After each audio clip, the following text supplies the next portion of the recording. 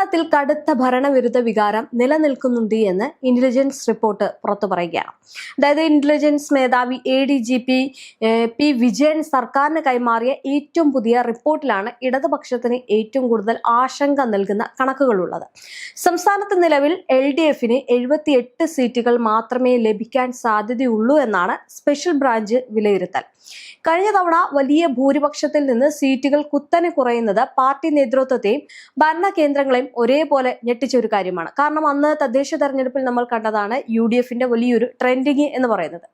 എന്തായാലും ഭരണ തുടർച്ചാ സാഹചര്യം ഇല്ലെന്ന് പറയാതെ പറയുകയാണോ ഈ ഒരു റിപ്പോർട്ട് എന്നാണ് സംശയം. മംഗളം പത്രമാണ് 78 സീറ്റേ കിട്ടുമെന്ന് റിപ്പോർട്ട് ചെയ്യുന്നത്. ഏറ്റവും ഗൗരവപരമായിട്ടുള്ള വസ്തുത മന്ത്രിസഭയിലെ പല പ്രമുഖന്മാരും തോൽവി ഭയത്തിലാണ് എന്നുള്ളതാണ് മറ്റൊരു സൂചന. ഈ പല മണ്ഡലങ്ങളിലും പോരാട്ടം കടുക്കുമെന്നും സിറ്റിംഗ് മന്ത്രിമാർക്ക് പോലും അനായാസം വിജയം സാധ്യമാകില്ല എന്നും സ്പെഷ്യൽ ബ്രാഞ്ച് നിരീക്ഷിക്കുകയും ചെയ്യുന്നുണ്ട്. ഈ സ്ഥാനാർത്ഥി നിർണയത്തിലെ പാളിച്ചകളും പാളയത്തിലെ പടയും പലയിടത്ത് തിരിച്ചടിയും ആകും എന്നുള്ളതും മറ്റൊരു കാര്യമാണ്. ഇനി ഈ മറുഭാഗത്ത് പഴയ പ്രതാപം വീണ്ടെടുക്കാൻ ഒരുങ്ങുകയാണ് UDF. അതിന് കിണഞ്ഞ് പരിശ്രമിക്കുന്നതും കാണാം. പല ഉറച്ച കോട്ടകളിലും വിള്ളലുണ്ടാക്കാൻ ഇത് സാധ്യതയുമുണ്ട്. ഈ പ്രതിസന്ധി ഘട്ടങ്ങളിലെ സർക്കാരിന്റെ ഇടപെടലുകൾ ഗുണകരമായില്ല എങ്കിലും രാഷ്ട്രീയമായിട്ടുള്ള അടിയൊഴുക്കുകൾ പ്രവചനാതീതമാണ്. ഈ റിപ്പോർട്ടിന്റെ പശ്ചാത്തലത്തിൽ വരാനിരിക്കുന്ന ദിവസങ്ങളിൽ അതിശക്തമായിട്ടുള്ള സംഘടനാ പ്രവർത്തനങ്ങൾ നടത്താനാണ് CPM ഒരുങ്ങുന്നത്. എന്തായാലും ഈ സ്പെഷ്യൽ ബ്രാഞ്ച് റിപ്പോർട്ട് ഗൗരവത്തിലെടുത്ത് വോട്ടർമാരെ നേരിട്ട് കണ്ട് ഈ ഭരണവിരുദ്ധ വികാരം ശമിപ്പിക്കാനുള്ള ശ്രമങ്ങൾ പാർട്ടി ആരംഭിക്കുകയാണ്.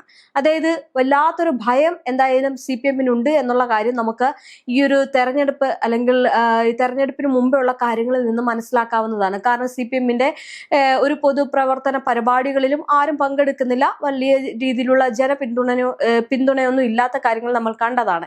അതിന് ഏറ്റവും വലിയ ഉദാഹരണമായിരുന്നു ഈ MV ഗോവിന്ദൻ, അതായത് CPM സംസ്ഥാന സെക്രട്ടറി MV ഗോവിന്ദൻ നയിച്ച ഒരു ഈ ജാഥയുടെ ഭാഗമായിട്ട് നമ്മൾ കണ്ട കാര്യമാണ്. ഇനി നോക്കുകയാണെങ്കിൽ ഈ ഇപ്പുറത്തെ സൈഡിന് കോൺഗ്രസിനെ നോക്കിക്കേ.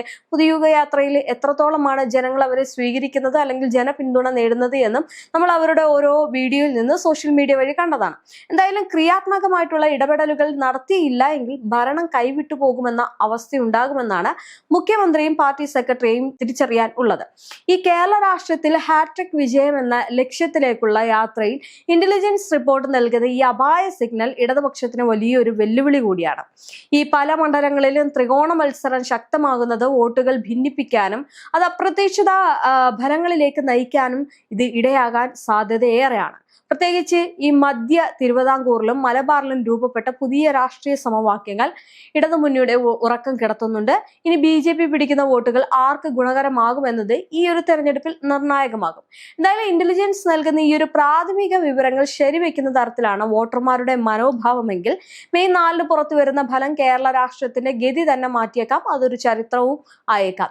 എന്തായാലും ഭരണ തുടർച്ചയുടെ ആത്മവിശ്വാസം മുറുകെ പിടിക്കുമ്പോഴും CPMന്റെ തന്ത്രങ്ങളിൽ മാറ്റം വരുത്താൻ ഈ ഒരു ഇന്റലിജൻസ് റിപ്പോർട്ട് കാരണമാകും.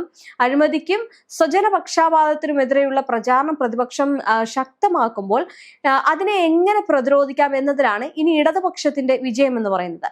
എന്തായാലും ഈ പുകയുന്ന ഭരണവിരുദ്ധ വികാരം വോട്ടാക്കി മാറ്റാൻ UDFും BJPയും ശ്രമിക്കുമ്പോൾ കപ്പിനും ചുണ്ടിനും ഇടയിൽ ഭരണം നഷ്ടപ്പെടുമോ എന്ന ആശങ്കയിലാണ് ഈ LDF കേന്ദ്രങ്ങളുള്ളത്.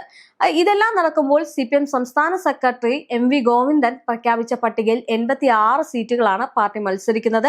ഇതിൽ 75 പാർട്ടിയുടെ സ്വന്തം സ്ഥാനാർത്ഥികളും 11 സ്വതന്ത്രം ജനവിധി നേടും. എന്നാൽ പാലക്കാട്, കൊടുവള്ളി, കൊട്ടയ്ക്കൽ, കൊണ്ടോട്ടി, തിരൂർ എന്നീ മണ്ഡലങ്ങളിലെ സ്ഥാനാർത്ഥികളെ പാർട്ടി പിന്നീട് തീരുമാനിക്കുമെന്നാണ് അറിയിച്ചിരിക്കുന്നത്. ഈ പാലക്കാട് മണ്ഡലത്തിൽ ശക്തമായിട്ടുള്ള ത്രികോണ മത്സരം വരുമ്പോൾ അതിനെ പ്രതിരോധിക്കാൻ ആര് വേണമെന്ന ആലോചനയിലാണ് CPM നിലവിലുള്ളത്. തെരഞ്ഞെടുപ്പ് ചിത്രം ഏപ്രിൽ 9 കേരളം പോളിംഗ് ബൂത്തിലേക്ക് നീങ്ങുമ്പോൾ പാലക്കാട് ഇത്തവണയും അതിശക്തമായിട്ടുള്ള ത്രികോണ മത്സരത്തിനാണ് സാക്ഷ്യം വഹിക്കാൻ പോകുന്നത്. കാരണം BJP വലിയ വിജയപ്രതീക്ഷ പുലർത്തുന്ന മണ്ഡലത്തിൽ CPIM സ്ഥാനാർത്ഥിയായി സരിൻ എത്തുമോ അതോ മറ്റൊരു മുഖത്തെ പാർട്ടി പരീക്ഷിക്കുമോ എന്നാണ് ഈ വരും ദിവസങ്ങളിൽ അറിയേണ്ടത്. എന്തായാലും സരിനെ തൽക്കാലം സ്ഥാനാർത്ഥിയായിട്ട് നിർത്തിയിട്ടില്ല. അതിനെതിരെ വലിയ രീതിയിലുള്ള ട്രോളുകൾ ഇപ്പോൾ തന്നെ സോഷ്യൽ മീഡിയയിൽ വ്യാപകമാകുന്നുണ്ട്. കാരണം സരിൻ പോസ്റ്റ് ചെയ്ത ഒരു പോസ്റ്റിനെ പറ്റിയാണ് ഈ ട്രോൾ വരുന്നത്. എന്തായാലും സ്ഥാനാർത്ഥി പ്രഖ്യാപനം വൈകുന്നത് പ്രചാരണത്തെ ബാധിക്കുമോ എന്ന ആശങ്കയും ഒരു വിഭാഗം പ്രവർത്തകർക്കുണ്ട്. ഇതിനിടെ അതൃപ്തിയിലുള്ള കെ സുധാകരനുമായിട്ട് ഹൈക്കമാൻഡ് നേതാക്കൾ കൂടിക്കാഴ്ച നടത്തും. ഈ തെരഞ്ഞെടുപ്പ് തീയതി പ്രഖ്യാപിച്ചിട്ടും UDF-ൽ സീറ്റ് വിഭജന ചർച്ച തുടരുകയാണ്. കേരള കോൺഗ്രസ് ജോസഫ് വിഭാഗമുള്ള സീറ്റ് വിഭജന ചർച്ച പൂർത്തിയായെന്നാണ് പ്രതിപക്ഷ നേതാവ് VD സതീശൻ കഴിഞ്ഞ ദിവസം പ്രതികരിച്ചിരുന്നത്. എന്തായാലും സീറ്റ് വിഭജനത്തിൽ തർക്കമില്ല എന്നും തീരുമാനം നാളെ ഉണ്ടാകുമെന്നും VD സതീശൻ പറഞ്ഞിട്ടുണ്ട്. ഇതെല്ലാം നടക്കുമ്പോഴും സതീശനെ തള്ളി കേരള കോൺഗ്രസ് രംഗത്തെത്തിയതും അവിടെയും ഒരു ആശങ്ക ഉണ്ടാക്കുന്നുണ്ട്. സീറ്റ് ചർച്ചയിൽ ഉണ്ടായിട്ടില്ല എന്നും 2 ദിവസത്തിനകം തീരുമാനം ഉണ്ടാകുമെന്നുമായിരുന്നു PJ ജോസഫിന്റെ പ്രതികരണം എന്ന് പറയുന്നത്. എന്തായാലും സ്ഥാനാർത്ഥി പ്രഖ്യാപനത്തിന് മുന്നോടിയായുള്ള മുസ്ലിം ലീഗിന്റെ നേതൃയോഗം ഇന്ന് നടക്കും. മലപ്പുറത്തായിരിക്കും യോഗം നടക്കുന്നത്. എന്തായാലും ഈ PK കുഞ്ഞാലിക്കുട്ടി നേതാക്കളെ ആരൊക്കെയാണ് സ്ഥാനാർത്ഥി എന്ന് അറിയിക്കും. എന്തായാലും സ്ഥാനാർത്ഥി നിർണയത്തിലെ അന്തിമ തീരുമാനം ഇന്നുണ്ടാകും. ഈ സംസ്ഥാന പ്രസിഡന്റ് സാദിഖ് തങ്ങൾ ചൊവ്വാഴ്ച സ്ഥാനാർത്ഥികളെ പ്രഖ്യാപിച്ചേക്കുമെന്നായിരുന്നു വിവരം ഉണ്ടായിരുന്നത്. ഇതിനിടെ തെരഞ്ഞെടുപ്പ് തീയതി പ്രഖ്യാപനത്തിന് തൊട്ട് പിന്നാലെ തന്നെ പലയിടത്തും LDF പ്രചാരണവും തുടങ്ങിയിട്ടുണ്ട്.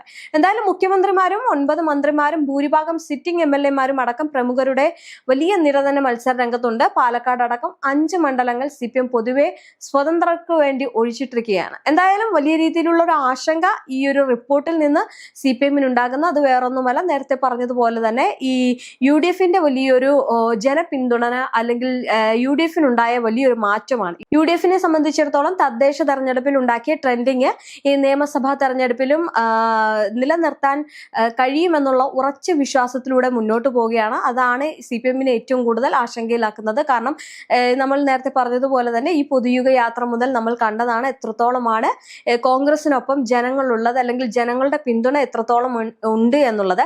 എന്തായാലും ഈ നിയമസഭാ തെരഞ്ഞെടുപ്പിൽ ആർക്കൊപ്പമായിരിക്കും ജനങ്ങൾ നിൽക്കുക എന്നത് നമുക്ക് നോക്കിക്കണ്ട് കാണാം.